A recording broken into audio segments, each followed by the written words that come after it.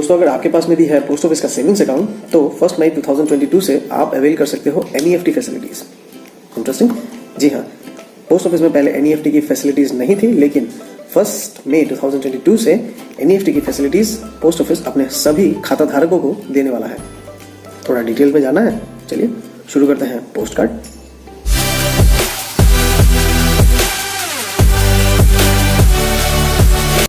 जी हाँ दोस्तों, post office अभी से मतलब 1 मई 2022 से पोस्ट ऑफिस सेविंग्स अकाउंट में NEFT की फैसिलिटीज स्टार्ट हो रही है। इस फैसिलिटी से क्या होगा, आप पोस्ट ऑफिस से जो बैंक है, कोई भी बैंक, वो इलेक्ट्रॉनिकली पैसे भेज सकते हो।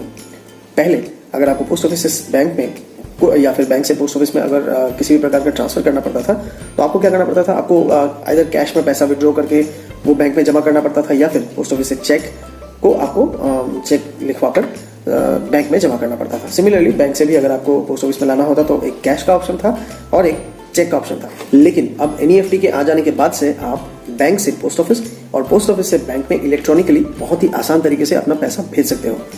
तो पोस्ट ऑफिस से अगर बैंक में आपका पैसा जाता है तो उसे कहा जाएगा आउटवर्ड ट्रांजेक्शन, और पोस्ट ऑफिस में अगर पैसा बैंकों से आता है तो उसे कहा जाएगा इनवर्ड ट्रांजेक्शन। यहाँ जो सबसे बढ़िया बात है वो है पोस्ट ऑफिस सेविंग्स बैंक का IFSC नंबर, जो कि है सबके लिए सेम। आमतौर पे हर बैंक के जितने भी ब्रांचेस होते हैं, ब्रांच वाइज उनका IFSC कोड अलग अलग होता है। लेकिन इंडिया पोस्ट पेमेंट बैंक के तरह इंडिया पोस्ट का जो अभी सेविंग्स बैंक में जो NEFT का प्रावधान शुरू किया गया है, उसमें जो IFSC कोड रखा गया है वो through out all the post office same है। दैट इज IPOS 40 और DOP। ये है IFSC code post office savings account का। इसका मतलब है कि अगर आपका अकाउंट हिमाचल में है तो भी आपका IFSC कोड ये रहेगा, अगर चेन्नई में है तब भी ये रहेगा, अगर आपका अकाउंट लक्षद्वीप में भी है तब भी आपका अकाउंट में जो IFSC कोड यूज होगा वो यही रहने वाला है। तो ये बहुत ही यूनिक फीचर है। तो इनवर्ड रेमिटेंस की सेवा जो है, दैट इज बैंक से अगर आपको पोस्ट ऑफिस के अकाउंट में पैसा लाना है, इसे इनवर्ड रेमिटेंस कहा जाता है। फिलहाल पोस्ट ऑफिस सेविंग्स अकाउंट तक ही लिमिटेड है, लेकिन आने वाले दिनों में PPF और सुकन्या में भी इनवर्ड रेमिटेंस की सुविधा दी जाएगी। उसके ऊपर काम चल रहा है। इसका मतलब ये हुआ कि अगर आपके पोस्ट ऑफिस में एक PPF अकाउंट हो तो आप किसी भी बैंक से डायरेक्ट वो पैसा जो है अपने सुकन्या या PPF के अकाउंट पे जमा कर सकते हो। तो अगर आपको NEFT की फैसिलिटीज लेनी है तो आपके पास में 2 ऑप्शन है। अगर आप इंडिया पोस्ट मोबाइल बैंकिंग और इंडिया पोस्ट का इंटरनेट बैंकिंग का यूज कर रहे हो तो भैया कोई चार्जेस ही नहीं है।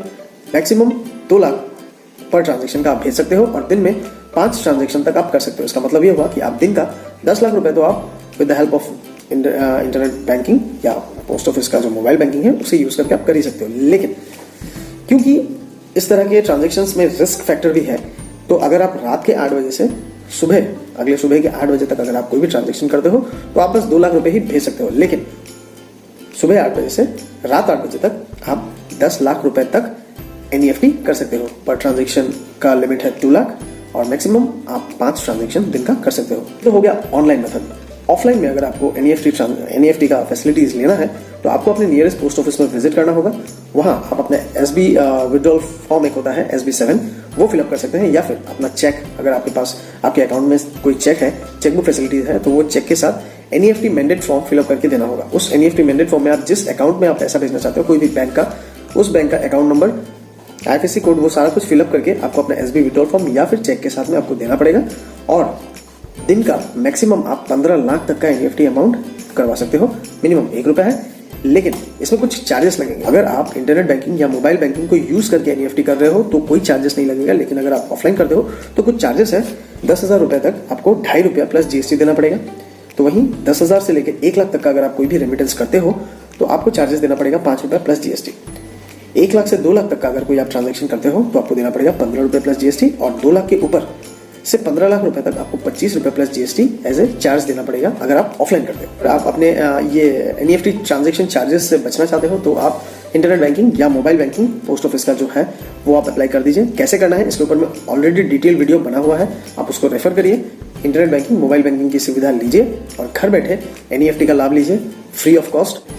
तो डिपार्टमेंट ऑफ पोस्ट ने जो ये NEFT सर्विसेज स्टार्ट करने का डिसीजन लिया है, इसमें आप अपना ओपिनियन क्या रखते हो, डेफिनेटली आप हमारे कमेंट सेक्शन में जरूर लिखिएगा।